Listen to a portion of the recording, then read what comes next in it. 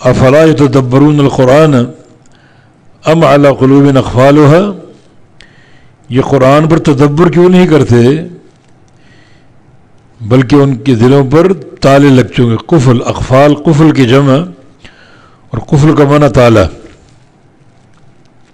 دلوں پر تالے لگ چکے ہیں، دل بند ہو چکے قبول ہدایت کے لیے، اور اللہ کی مہر لگ چکی.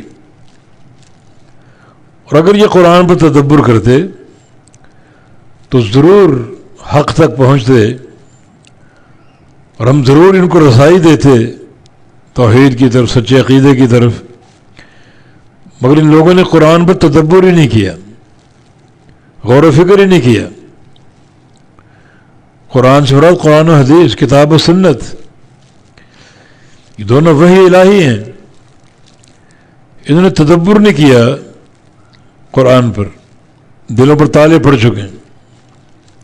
اگر آپ غور کریں تو یہاں ان کفار کو، منافقین کو قرآن پر تدبر کرنے کی دعوت دی گئی. تدبر کر لیتے تو ان کو اس تلخ صورتحال کا سامنا نہ کرنا پڑتا کہ گویا دلوں پر مہر لگ چکی، تالے پڑ چکے، اندھے گونگے اور بہرے بنا دیے گئے،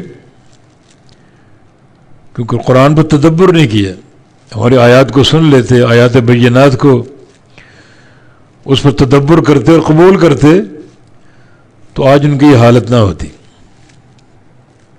یہاں ایک بات قابل غور ہے کہ اللہ تعالیٰ نے منافقین کو بھی قرآن پر تدبر کرنے کا حکم دیا، دعوت دی. حالانکہ وہ کفار تھے، منافقین تھے، امت کے بدترین لوگ، تو انہیں تدبر کی دعوت کیوں دی گئی؟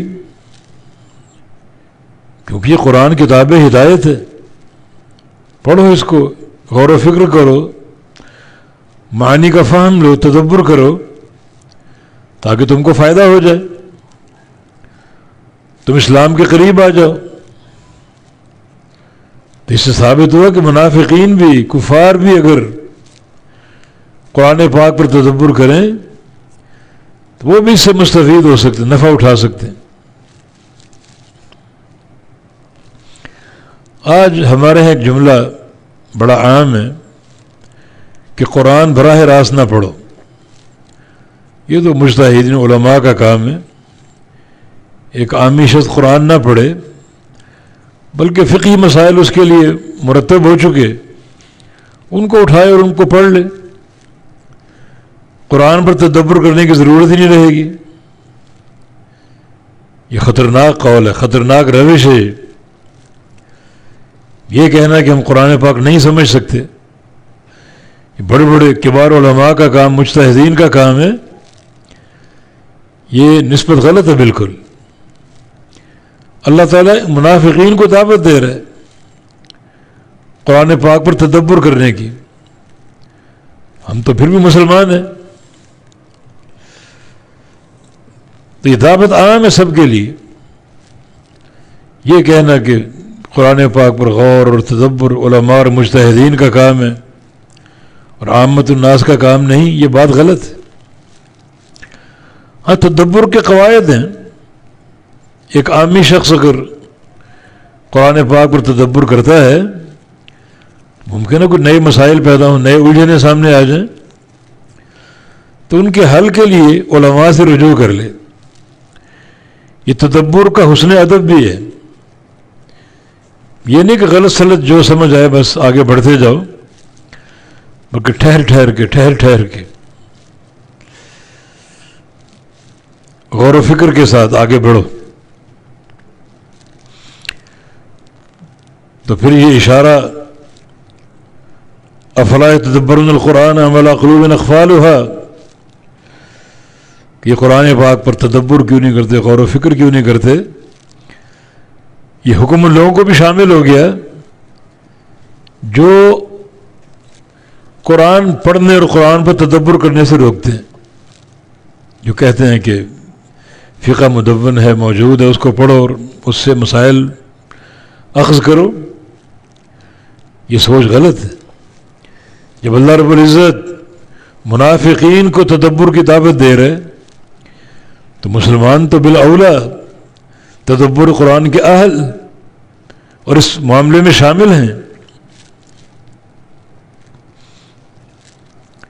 تو حقیقت یہ ہے کہ جو ایک روش عام کر دی گئی، قرآن پاک سے دوری اور آراء الرجال اور فقہی مسائل سے بندوں کو قریب کر دینا، اور جمود کی حد تک، حتیٰ کہ قرآن و سنت کا ظاہر بھی اگر کسی قول امام سے ٹکرا رہا ہے تو قول امام نہیں چھوڑنا. سمجھو یہ آیت ہی منسوخ ہو چکی، حدیث ہی منسوخ ہو چکی. بڑا ظلم اور زیادتی کی بات ہے. رسول قیامت کے دن کیا کہے گا؟ رب ان قوم اتخذوا هذا القرآن مہجورا.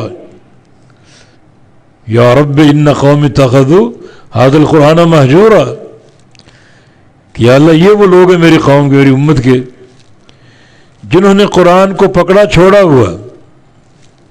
قرآن موجود تھا ان کے پاس، مصحف موجود تھا، انہوں نے چھوڑ دیا، کوئی پرواہ نہیں کی، غلاف میں لپیٹ کے رکھ لیا، کوئی خبر ہی نہیں. رسول قیامت کے روز شکوہ کریں گے اور بڑا بھاری پڑ جائے گا یہ.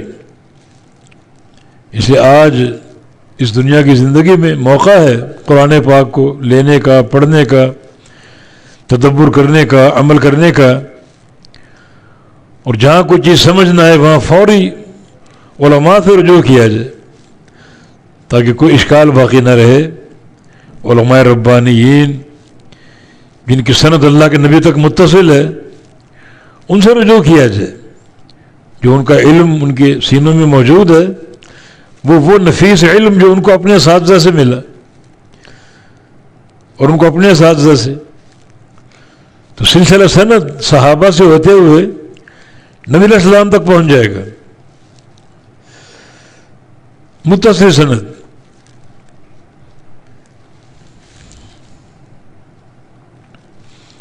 تو کب ہوگا؟